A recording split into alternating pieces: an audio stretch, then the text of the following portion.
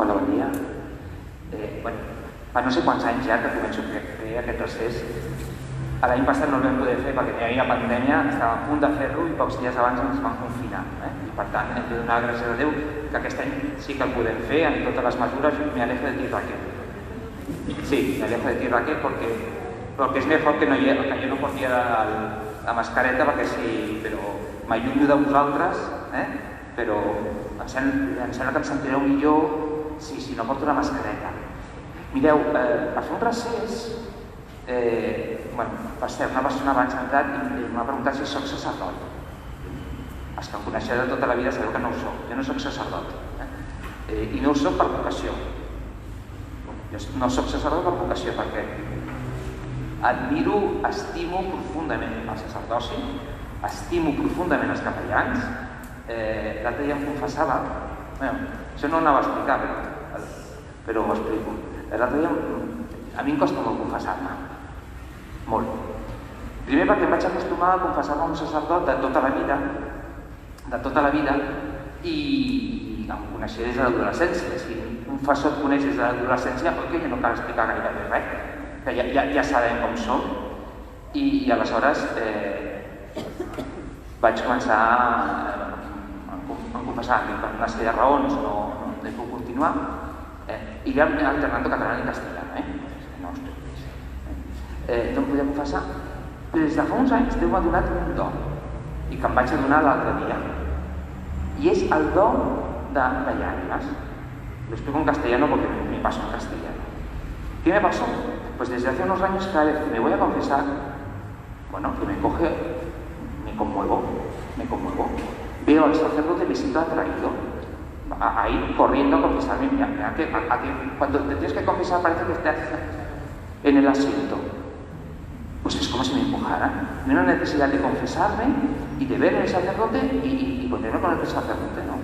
Entonces me pasó hace unos días en un sitio, en una parroquia que pues está lejos de aquí, un sacerdote que nunca había hablado con él, y claro, entro en el confesionario y me pongo a llorar, pero desconsoladamente. Y el sacerdote pobre me decía, no, tranquilo, no pasa nada y tal, y yo le decía, no se espante padre. Él supongo que esperaba que yo le explicara que me ha matado a alguien, o yo qué sé, o que he hecho algo tremendo. Yo decía, padre, no se espante, pero yo llorando mucho, es que no me veis esto, yo no suelo llorar, llorando desconsoladamente. No se espante padre. Y entonces, cuando ya pude recuperar el aliento, le dije, mire padre, es que desde hace un tiempo, cuando veo a un sacerdote, siento la presencia de Jesús y me conmueve. Y seguí llorando y explicándole. Y entonces el sacerdote me dice, no sabes el bien que me estás haciendo. Porque que sientas en mí a Jesús, que es el que perdona, a mí me confirma en mi vocación. Y me dijo este sacerdote, que no me conoce de nada, porque además que viene un loco llorando en un confesionario y dices, ¿quién es este? Y, claro, yo le decía, padre, yo sé quién es usted no sabe quién soy yo, se va con la mascarilla y tal, tampoco es que sea yo tan famoso, pero usted no sabe quién soy yo. Y me dice, tú tienes la vocación de cuidar de los sacerdotes. Ora por nosotros, que lo necesitamos. Por eso os decía desde el principio que yo no soy sacerdote, no tengo por vocación ser sacerdote. Desde que yo llegué a esta parroquia en el año 1969, por tanto con 6 años. Y desde muy tierna infancia, muchos lo sabéis, tengo la vocación de predicar. Aquí en España, en Cataluña, no estamos acostumbrados a que haya laicos que prediquen. Es algo bastante normal en la Iglesia, ha sido normal toda la vida, en toda la historia de la Iglesia. Y creo que lo tenemos que recuperar, porque hay que quitarle el peso a los sacerdotes de tantas cosas que hacen en una parroquia y asumir cosas que podemos hacer nosotros. Muchísimas cosas las podemos hacer los laicos, pues asumamos lo que los laicos podemos hacer. Pues bien, no soy sacerdote, que quede claro, tampoco soy teólogo, soy autor de temas de espiritualidad, tengo mis estudios y tal, pero soy teólogo, y lo que hago es predicar sobre la espiritualidad y predicar sobre mi propia experiencia. Y por tanto os decía al principio de que un retiro, a mí a veces me preguntan, ¿cómo te preparas los retiros? ¿Lees mucho y tal? Y yo leo, pero si no explicas lo que vives por dentro, no haces nada. Una persona, una mujer, predicadora muy famosa de República Dominicana, con la que he sintonizado mucho, es mayor que yo, me decía, mirad, cuando alguien predica, tienes que tener la sensación de que tú eres un vaso. Y tienes que dar el agua que tienes dentro. Pero ¿qué pasa si no hay agua? Que les das el vaso. Y el vaso es indigesto. Por tanto, lo que damos cuando predicamos es lo que vivimos, lo que tenemos dentro. Y para mí todo retiro, para mí es como cuando Jesús se fue de retiro. ¿Sabéis lo que le pasó, no? Cuando Jesús se fue de retiro, se fue al desierto, pues vivió lo que vivió. Y a mí el Señor me lo hace vivir para poder darles, creo yo, espero yo. Vamos a hacer como otros años. Vamos a hacer dos charlas, dos conferencias, dos enseñanzas, dos predicaciones. Una primera hora, ¿vale? De 10 a 11, digamos. Luego, de 11 a 12, habrá exposición del Santísimo y los sacerdotes para confesar. Y luego habrá la segunda conferencia. He puesto el título Tabor, Dios escondido en la experiencia. Bueno, es una trampa, es porque he escrito un libro que se llama así hago propaganda. Pero bueno, de una cosa y otra tampoco hemos traído libros, ni se puede vender, o sea que mucha propaganda tampoco voy a hacer. Entonces voy a hablar del Tabor, pero voy a hablar en la segunda parte. ¿Y de qué voy a hablar en la primera parte? De un tema que es importantísimo, de San José. Voy a dedicar la primera explicación a San José. Primero porque es mi patrono. Bueno, eso es la broma, eso no es el tema. Es mi patrono. Voy a hablar de San José, porque estamos en el año de San José. ¿Verdad que lo sabéis? Hace unos años hicimos el año de la misericordia y hablé de la misericordia. Este año el Papa ha decretado que es el año de San José, un año dedicado a San José, y ha escrito una encíclica, una carta apostólica sobre San José, que yo haré referencias a esta carta apostólica. La tengo en papel, con lo cual tendré que ir subiendo y bajando para ir explicando. Y cuando preparaba esto, claro, San José pobrecito lo tenemos muy olvidado, muy olvidado. La Virgen María es muy importante, la Virgen es muy importante, pero San José también. Y el Papa quiere que recordemos la importancia de San José. ¿Por qué? Y fijaos que hablo del Tabor y de San José. Porque aquí, si yo os hablo del Tabor, a que os apuntáis todos. A que todos os apuntáis a tener una experiencia fuerte, que no sé qué, que lo cambie todo, y subir a la montaña y ver a Jesús transfigurado. ¿Vale? Pues bueno, pues antes de subir a la montaña iremos a Nazaret. Y aquí veremos la vida de San José. ¿Vale? Que es la vida que nos corresponde a nosotros. ¿Vale? O sea, entenderemos a San José porque en el fondo es nuestra vida, en la vida de cada uno de nosotros. ¿De acuerdo? Entonces, y yo pensaba, es que, y luego os explicaré varias cosas de esta parroquia con relación a San José, que yo creo que ni el rey. No, padre, esto es de hace muchos años, de hace muchos años. Yo lo explicaré. Voy aquí a ver. El nacimiento de Jesucristo sucedió así. Esto es del Evangelio de San Mateo. Su madre María estaba prometida a José y antes del matrimonio resultó que estaba encinta por obra del Espíritu Santo. Todos lo sabemos. José, todos lo sabemos, pero él no lo sabía. José, su esposo, que era un hombre justo, quedemos con esta palabra, justo, pero no quería denunciarla públicamente. Y decidió repudiarla en secreto. Ya lo tenía decidido, cuando un ángel del Señor se le apareció en sueños y le dijo: José, hijo de David, no tenga reparo en acoger a María como esposa tuya, pues lo que ha concebido es obra del Espíritu Santo. Dará a luz a un hijo, a quien llamarás Jesús, porque él salvará a su pueblo de sus pecados. Todo esto sucedió para que se cumpliera lo que el Señor había anunciado por medio del profeta. Mira, la Virgen encinta dará a luz a un hijo que se llamará Emmanuel, que significa Dios con nosotros. Bueno, ¿os imagináis, pobre hombre, que tiene novia y la novia se queda embarazada? Hay que tener mucha fe, para que tener una novia y que se quede embarazada y creer que son los planes de Dios. ¿Cuántas veces han cosas que no entendemos y que como no cuadran con nuestros esquemas, las rechazamos y decimos, esto no puede ser? Y él, que era bueno, decidió repudiarla, que es lo que se hace con una novia que se quede embarazada de otro. Él era bueno, pero decidió repudiarla. Y se le apareció un ángel en sueños. Y ahora voy a hacer una pregunta de examen. ¿Cuántos sueños tuvo José? ¿Alguien lo sabe? Pum, pum, pum, pum. 1, 2, 3. Pues lo siento, yo preparando un esto me he enterado, O sea, no es que... 4. Tuvo 4 sueños. ¿Vale? Ya los explicaremos. Y entonces, claro, nosotros decimos, ostras, qué suerte San José, ¿Qué le pasó? ¡Qué suerte! Claro, a ver, vivió con la María. Vivió con Jesús. ¡Qué suerte! Pero cuando vamos al detalle y nos planteamos qué nos pasaría si nos hubiese pasado a nosotros, ¿qué hubiésemos hecho nosotros? Escandalizarnos de María, ¿sí o no? A ver, digamos la verdad.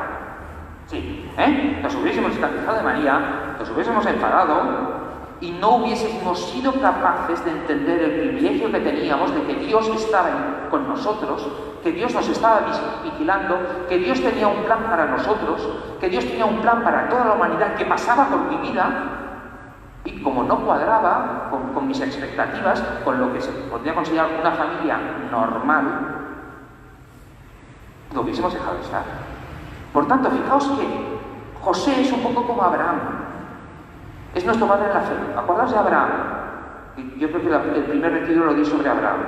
Deja tu tierra, abandona tu tierra y vete a una tierra que yo te daré.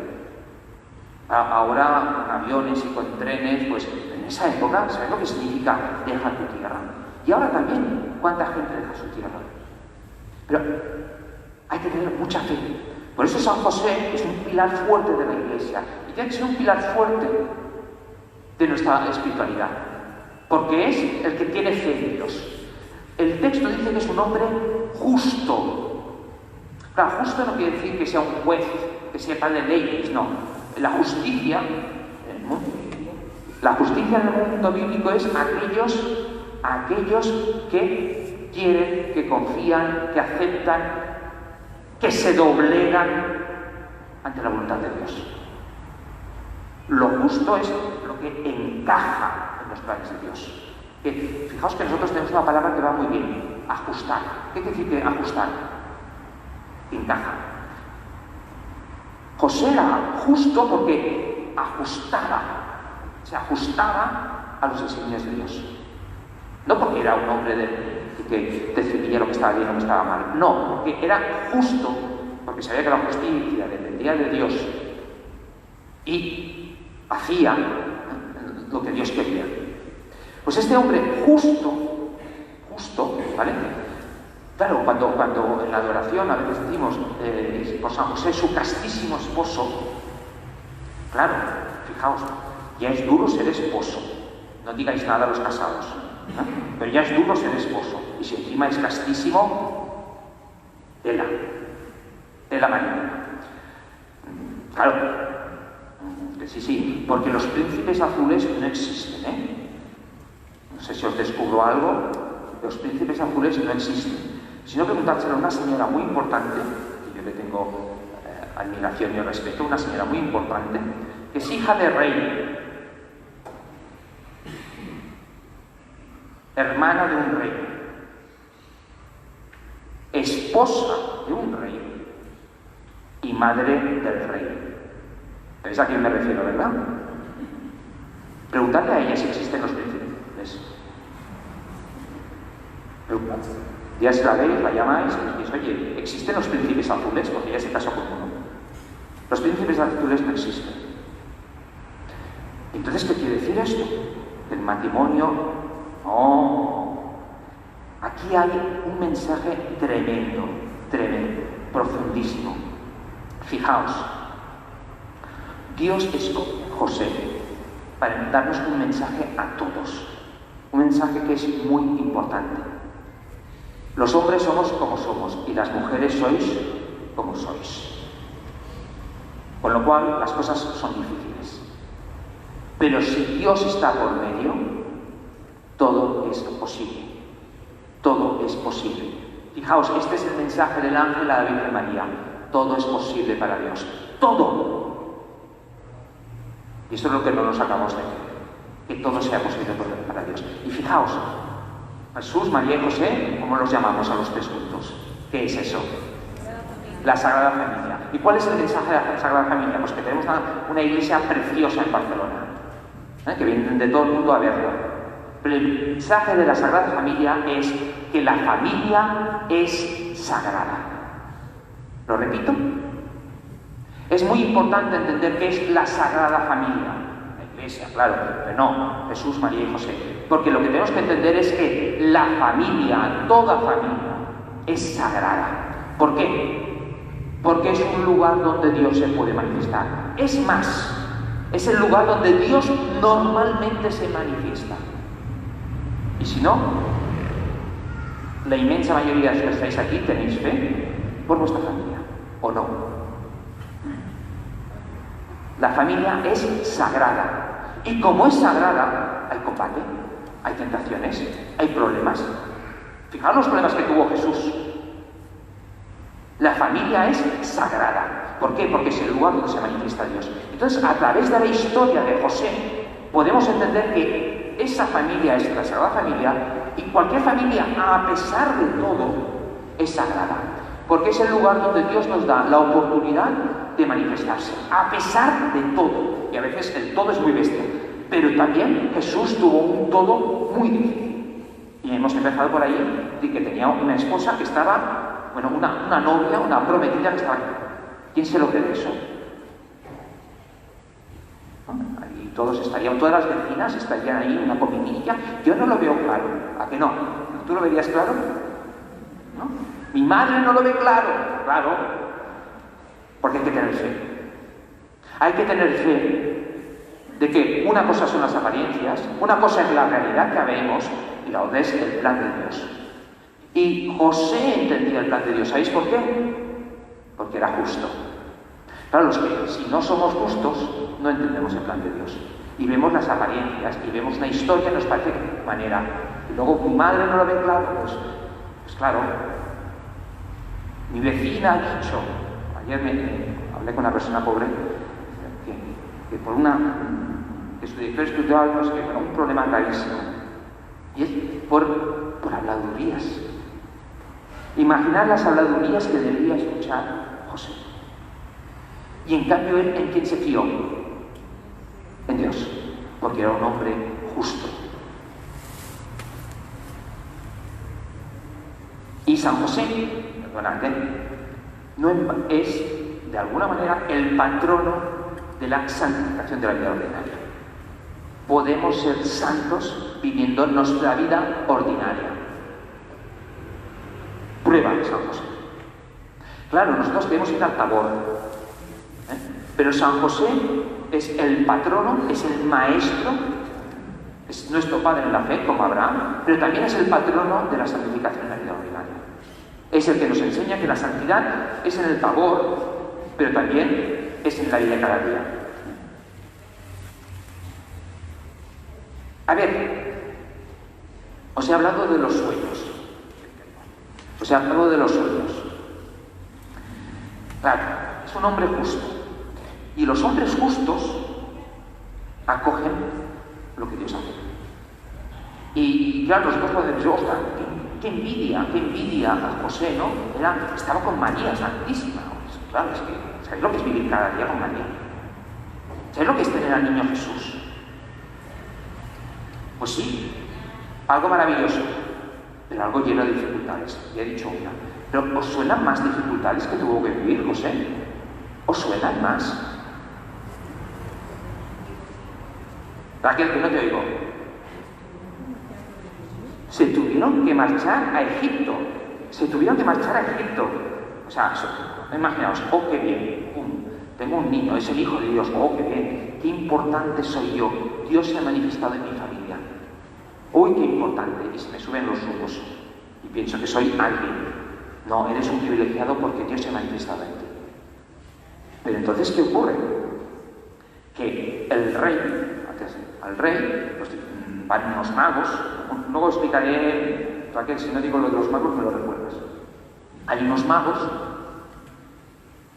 que van allí y son muy sabios, mucho, pero son tontos. No sé si os habéis dado cuenta. Eran sabios de Oriente, y bueno, sabían mucho, seguían una estrella, ¿vale? Pero cuando llegan allí dicen, ¿a quién vamos a ver? Al rey. Tontos. ¿No? Tontos, o sea, se dejan tomar el pelo. En catalán diríamos, van a sacar la camisa. ¿No? O sea, ay, sí, este rey es el... ¡Oh, nos abrió allí el salón! ¡Oh, qué bien! Las alfombras, unos canapés... Este rey es un rey de verdad. Este sí que nos va a decir dónde va a nacer este niño. Este de verdad que sí, ¿no? Y entonces el rey, que era muy astuto y era corrupto,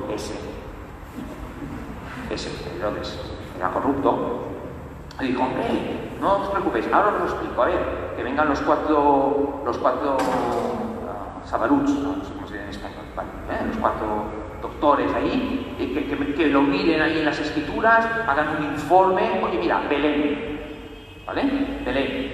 En Belén, nos dicen, oh, qué bien, oye, una cosa, vosotros sí.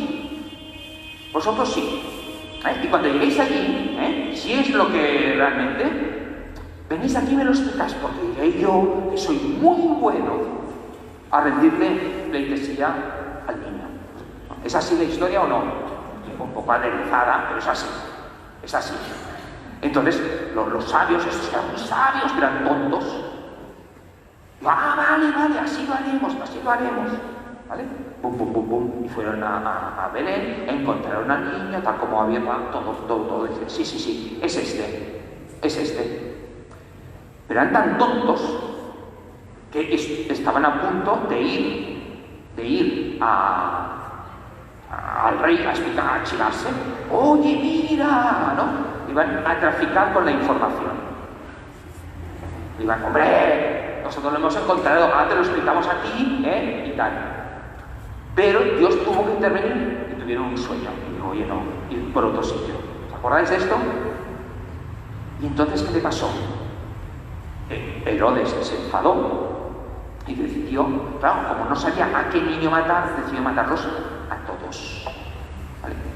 Como no sabía qué niño matar, decidió matarlos a todos, que es la matanza de los inocentes. ¿Por qué se escapó Jesús? Porque José tuvo un segundo sueño. Tuvo un segundo sueño que el Señor le decía, oye, que os van a matar. Huid. Claro que Dios podría haber enviado los ángeles y un ejército de ángeles, pero no.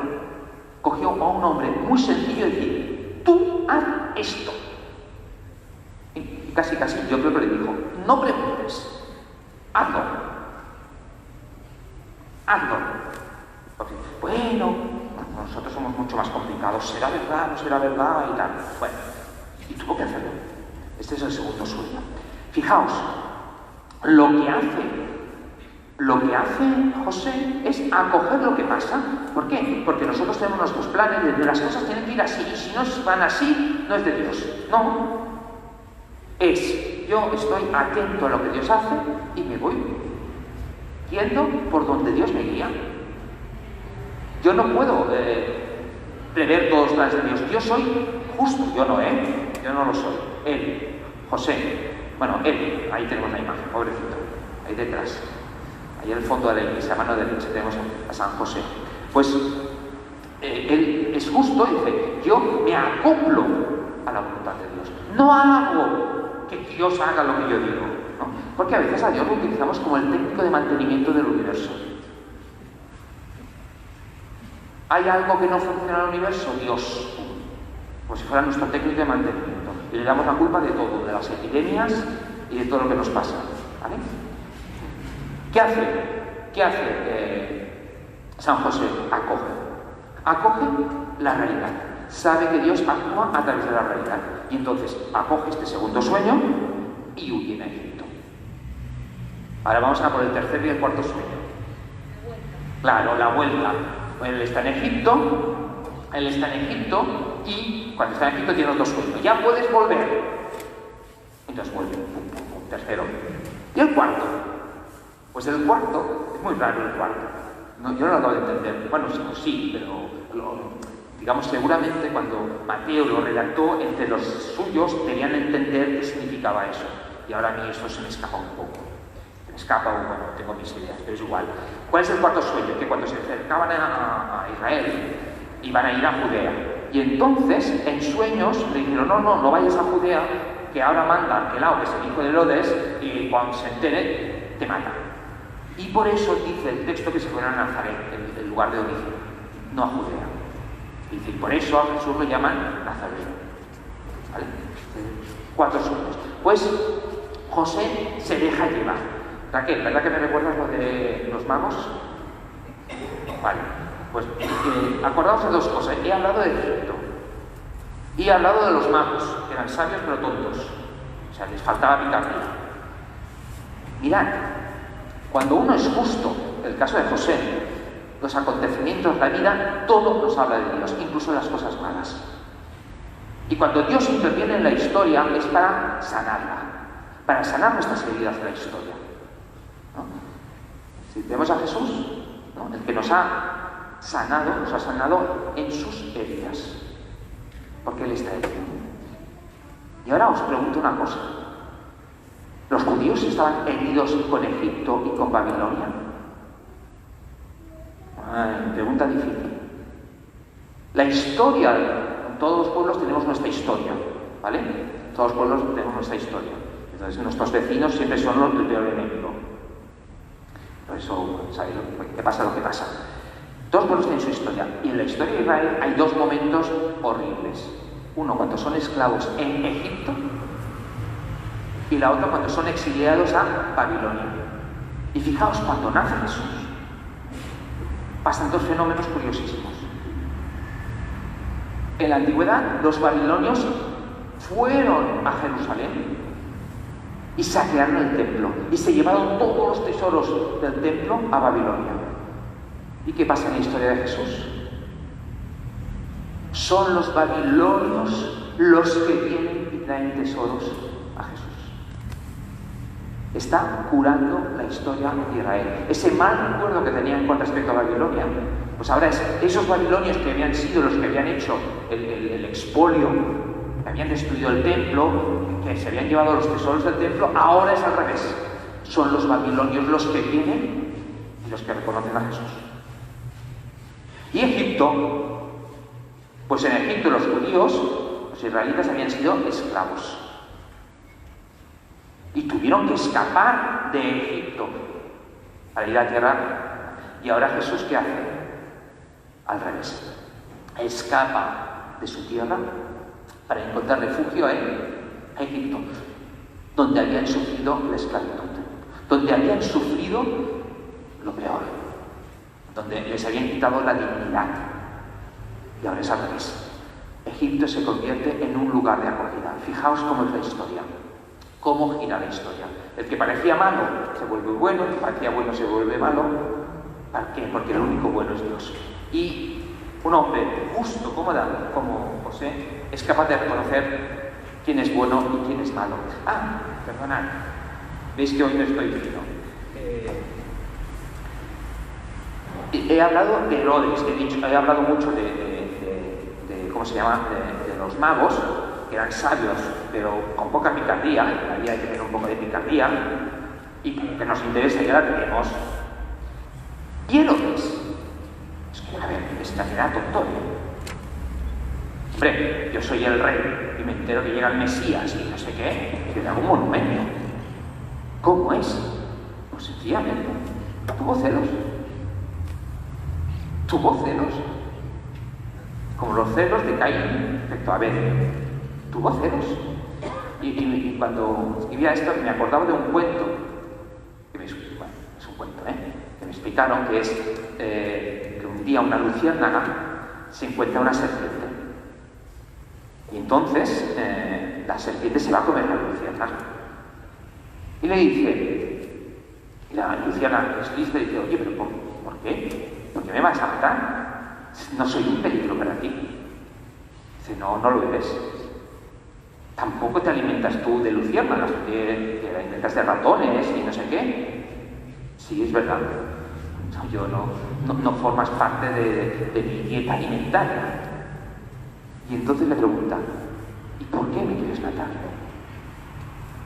Porque das luz. Porque das luz. Jesús era la luz del mundo. Por eso acabó como acabó. No nos gusta la luz.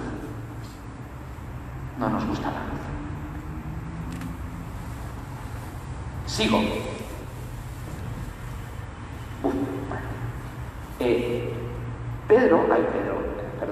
José es el padre, por eso me he confundido con Pedro, es padre adoptivo. Esto es muy importante, porque, claro, todos queríamos ser los protagonistas de la historia de salvación. Y él acepta un papel casi secundario. Se habla de él. Él hace su misión y se calla. Pero él tiene muy claro que él es instrumento de Dios. Porque, fijaos, Dios podría hacer que cuidaran a Jesús, al niño Jesús, que hubiese nacido no sé dónde, que vinieran ángeles a cuidarlo. Pues no, escoge a personas. Escoge a personas. Y hoy Dios sigue escogiendo personas, como los sacerdotes. Yo creo que ya hay sacerdotes preparados para confesar. Veo que sacerdotes revestidos. O sea, si alguien se quiere confesar, bueno, si quieres después, pero a mí no me importa que os levantéis y os confeséis, que eso es muy importante.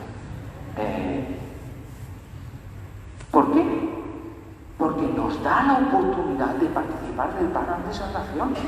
Somos unos privilegiados porque Dios nos da una responsabilidad y nos pone un niño, un bebé, algo que aparentemente no es Dios, pero lo es.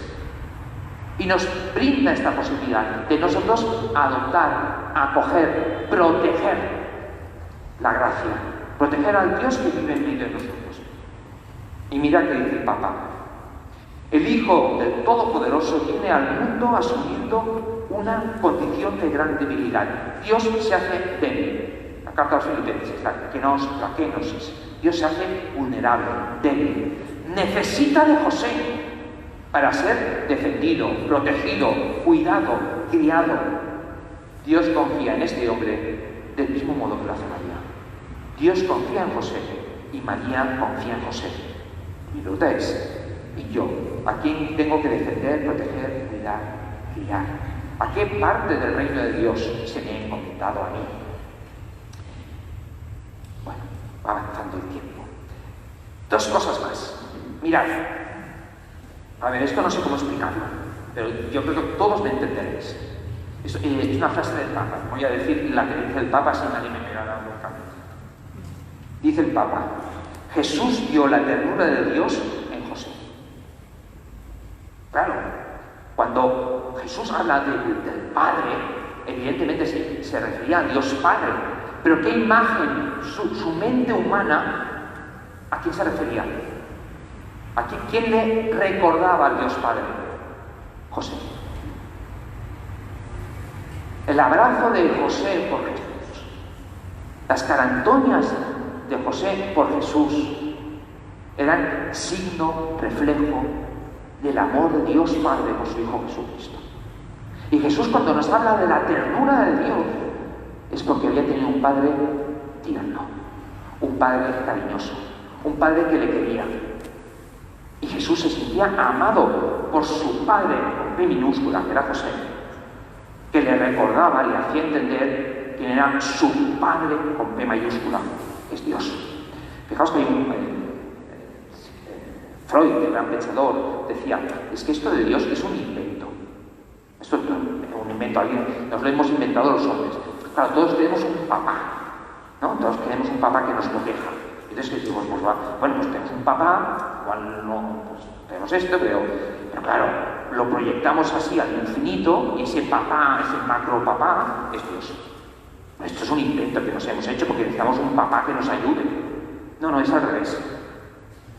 Ese papá de carne y hueso que nos cuida, que nos protege, que tenemos, lo que hemos vivido con él, es un reflejo de Dios. Nosotros reconocemos en nuestro Padre el amor, la ternura de nuestro Padre con P mayúscula. Y por tanto, José participó en esta escuela de preparación de Jesús. Este ambiente, como todos nosotros, que mucho de lo que hemos vivido lo hemos aprendido en la familia. Evidentemente, Jesús venía con la ciencia, era el logos, la sabiduría divina, el verbo. Pero en la tierra, como hombre, como niño, todo eso lo fue aprendiendo, igual que aprendió a leer, igual que aprendió el arte del carpintero en su familia. Y aprendió otra cosa, una cosa que ya no está de moda. Y soy profesor y me quejo. ¿Sabes de qué aprendió Jesús? Vaya José, vaya Jesús, ¿qué debió aprender Jesús? A obedecer. A obedecer, aprendió a obedecer. Fue su entrenamiento para luego obedecer al Padre. Obedeció a su Padre, ¿vale? Para luego obedecer al Padre.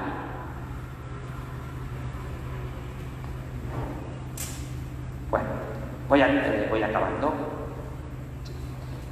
Y luego, ¿por qué celebramos hoy? ¿Por qué el Papa Francisco hace celebrar este año un año dedicado a San José? A ver, porque San José es el protector de la Iglesia. ¿Y por qué es el protector de la Iglesia? Porque el Papa Pío IX, en el año 1870, proclamó a San José protector de la Iglesia. ¿Por qué? Porque es muy sencillo y muy claro. Porque, claro, ¿quién protegía a Jesús? José, lo acabamos de ver. Por tanto, José es el que tiene la vocación de proteger a Jesús. ¿Vale? ¿Y qué es la Iglesia? La extensión del cuerpo de Cristo. Somos la continuación de Jesús. Por tanto, ¿quién tiene que ser nuestro protector? San José. San José es el protector de la Iglesia. Claro, si estudiáis un poco de la historia, en 1870, no sé si sabéis, en septiembre de 1870, las tropas italianas dieron los estados pontificios. Sabéis que antiguamente el Papa era rey de un territorio, ¿vale? Y con la unificación de Italia, lo quitaron, le dieron las tierras, y la Iglesia se sintió desprotegida. Antiguamente se sentía protegida porque era un reino, y tenía un ejército, y tenía policía, y tenía todo. ¿Y entonces qué hizo el Papa? No, nuestro protector es San José. Acordaos, nuestro protector es San José.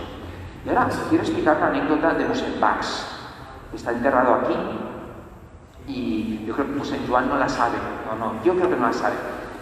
Yo la escuché cuando era muy pequeño, pues igual tenía 6 años, y se me quedó muy grabada. Yo creo que era Mosén Bax, es que no me acuerdo. O sea, yo era muy pequeño, pero claro, era un sacerdote de aquí. Y yo creo que era él. No sé si sabéis, antes la parroquia de Santa Tecla no estaba aquí, ¿vale? Estaba donde está ahora Oscos. Yo creo que ahí había como una sala, no sé lo que había, esto nunca lo he visto, ¿no? Tú fuiste a misa allí, ¿vale? Y luego se construyó este templo enorme, no diré que precioso, pero bueno, está bien. Además, con este ventanal del Barça y tal, bien, está bien, ¿vale? Es unas iglesias muy grandes, que cuesta llenar. Ahora no está llena por la COVID, pero no sé cuántos somos, pero somos muchos aquí, es una iglesia viva y potente. Pues yo recuerdo que, yo creo que vamos en paz, hizo una confesión, no nada grave. Decía que, claro, era la época del anterior régimen, y parece que entonces todo iba bien para la iglesia, pues tampoco. Entonces no había dinero para construir la iglesia.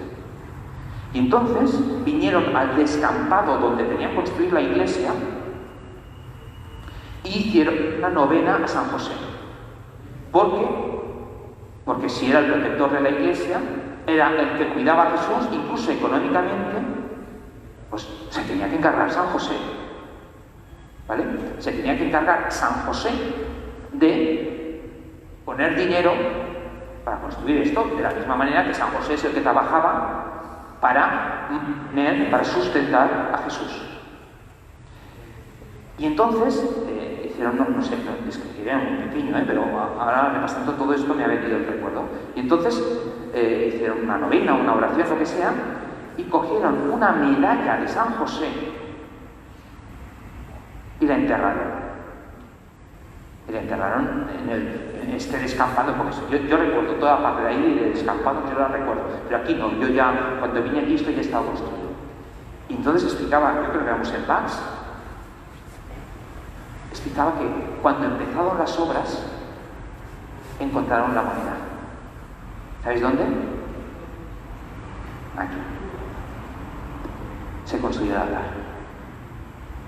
Encontraron la moneda, la medalla de San José, en el lugar céntrico para el culto y para todo, que es el altar. Y yo desde entonces, pues cuando hay problemas económicos, de trabajos, se lo encomiendo a San José. Se lo encomiendo a San José porque es, bueno, nuestro padre, nuestro protector. Bueno, ¿a quién le pides dinero? A tu padre. Luego, voy a acabar. Una idea importante, lo que pasa es que la voy a explicar muy rápido. San José era obrero, era carpintero. Yo le tengo un poco de envidia porque yo soy muy chapucero. Yo no, las manualidades no se me daban nada bien. Nada. En cambio él, pues debe ser un manitas. Claro, yo, para los que sois manitas, os admiro y os envidio, porque yo no. Entonces para mí todo es un problema y tal. Pues San José era manitas. San José era el que arreglaba las cosas. Y que un santo sea santo, habiendo sido carpintero, nos habla de muchas cosas. Una, de lo importante que es trabajar. De lo malo que es el ocio, lo importante que es trabajar, porque a través de nuestro trabajo completamos la obra de Dios. Colaboramos con el Creador. En la familia, procreando, colaboráis con la obra de Dios, con la obra de creación. Y trabajando, colaboramos con la construcción de la creación y sobre todo con la construcción del reino de Dios. Por eso los trabajos es un regalo que Dios nos da. Igual que la familia, ¿os acordáis que antes hablaba? La Sagrada Familia, lo que nos recuerda es que la familia es sagrada, ¿os acordáis? Pues San José obrero nos recuerda que el trabajo es una manera que tiene Dios de utilizarnos para su servicio. Que evidentemente podemos ganar dinero, evidentemente podemos tener posición, pero a veces los trabajos son, yo no diría, bueno, enemigos de Dios. Yo me acuerdo siempre, ¿no?, historias de estas de trabajos muy potentes, ¿no? Una vez que una persona vino a pedir trabajo y tal, igual, y quizás hay trabajo, y luego ya no podía venir al grupo porque tenía trabajo. No, el trabajo es la manera que Dios nos da de hacer, bueno, de construir la creación, construir. Y acabo con un tema delicado, la castidad. San José fue casto. En su caso fue virgen. En su caso la virginidad, la castidad significa virginidad. Pero mirad qué dice el Papa de la castidad. Lo dice el Papa Francisco. La castidad consiste en ser libres del afán de poseer en todos los ámbitos de la vida. La castidad es una contención, porque lo nuestro es apropiarnos. La castidad es un freno. El amor que quiere poseer, al final, siempre se vuelve peligroso. Aprisiona, asfixia, hace infeliz. Y mirad lo que dice. Dios mismo amó al hombre con amor casto, dejándolo libre incluso para equivocarse y ponerse en contra suya. La lógica del amor es siempre una lógica de libertad, y José fue capaz de amar de una manera extraordinariamente libre. Nunca se puso en el centro, supo cómo descentrarse para poner a María y a Jesús en el centro de su vida. Recuerdo, San José es casto porque es virgen. ¿Vale? La tradición católica defiende esto. Pero, además, el Papa nos recuerda que la castidad es esa capacidad, porque a veces el amor es en realidad amor propio. Y al decir que amamos, en realidad lo que debemos de ver es que deseamos. A veces desde un punto de vista físico, ya me entendéis, y no hace falta que entre en detalles. Pero a veces no. A veces desde otros puntos de vista. Te quiero, sí, te quiero para mí. Para que seas mío. Para que seas una posesión mía. Ese no es el amor del cual nos habla San José. Es decir, un amor casto. Un amor que no es para ponerse medallas, es decir, oye, yo soy el marido de María, que soy el padre de Jesús. A ver, nosotros somos muy dados al enchufismo, ¿no? Que todos tenemos, ¿no? Que queremos tener un enchufe, ¿no? Es decir, no, oiga, por favor, déjeme pasar a mí que soy el primo de no sé quién. ¿No? Tenemos una tendencia, yo no sé si genética, al chanchullo y al enchufismo. ¿No? Yo soy no sé quién. Fijaos, José hace lo contrario. Apenas aparecen los evangelios. Deja todo el protagonismo a María, que a su vez deja todo el protagonismo a Jesús. Y eso es lo que el Papa dice, lo llama la castidad. La capacidad de amar sin apropiarnos. De amar siendo generosos. Pasando a un segundo término. Sin necesidad de... Esa es la castidad que nos invita el Papa a vivir nosotros. También invita a vivir la castidad tal como la entendemos, pero nos invita a todos a vivir la castidad como esa contención de esos egoísmos que se disfrazan de amor. Y acabo con la oración que ha escrito el Papa en honor a San José y cantaremos una canción. Esta es una oración del Papa Francisco. Salve, igual que decimos salve María, Dios te salve María, pues ahora San José. Salve, custodio del Redentor y esposo de la Virgen María. Dios te confió a su Hijo. En ti María depositó su confianza. Contigo Cristo se forjó como hombre. Oh bienaventurado José, muéstrate, Padre, también a nosotros y guíanos en el camino de la vida.